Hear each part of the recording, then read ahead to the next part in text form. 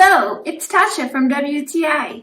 I am so thankful to have this Makita vacuum. As you can see, it's perfect for just picking lightweight dirt off the floor. I also am able to use it on my rugs, and I use it in small crevices, taking off the attachment. I can use it in the corners.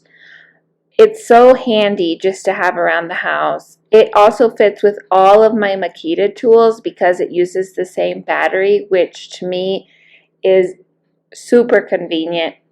It's so lightweight, it doesn't have any pressure on my arms or my back. It only has two settings, high and low, which is perfect for me because that's all I need. And I can put it on high for using the carpet or on the floor, but if I want to do a rug, I'll put it on low. It comes with the attachments, which is very handy to have, even if I wanted to take it out of the house and use it on my car. I'm so grateful to have it. And that's my point of view.